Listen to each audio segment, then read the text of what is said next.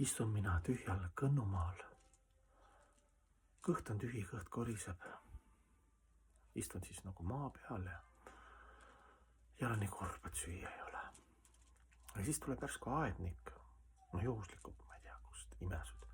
Ta ütleb, kuule, et sul on vaja siia seeme panna maasse, siis harida maad ja hoolitseda ja kasta ja see võtab küll aega, aga varsti tulevad siin taimed või puud ja varsti on viljad ja ma kinnitan sulle seda, et mul on endal kogemus.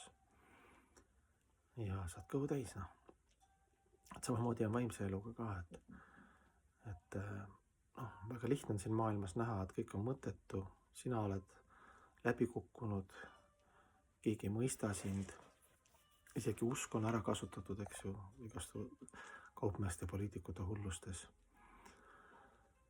Ja millegi sa ei saa uskuda enam, eks ju, kõik on mingi, kas on AI tehtud või on reaalne, ei saa ära olema.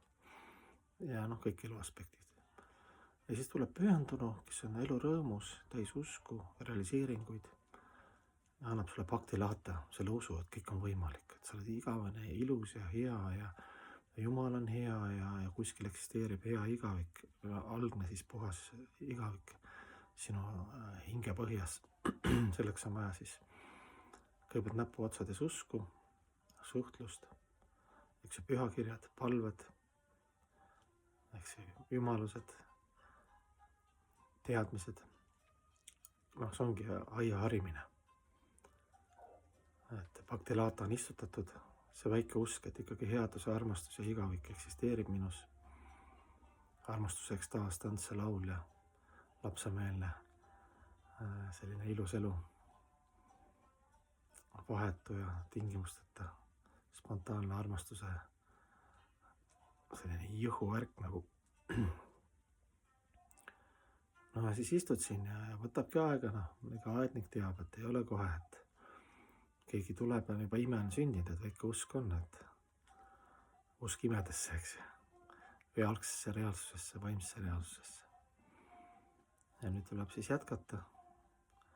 Aednikud on õnneks olemas, professionaalsed aednikud, me oleme seda algajad aednikud, vahest kärsitud, vahest lööme käega, siis võib see paktilaata või see armastuse vaimne seeme ja puu närbuda, vahepeal tal tulevad umbrohud, need umbrohud on vaimse elu alguse uhkus, fanaatilisus, või sa arvad, et sa tead midagi või sa hästi kiiresti jõuad kuhugi, või et see on selline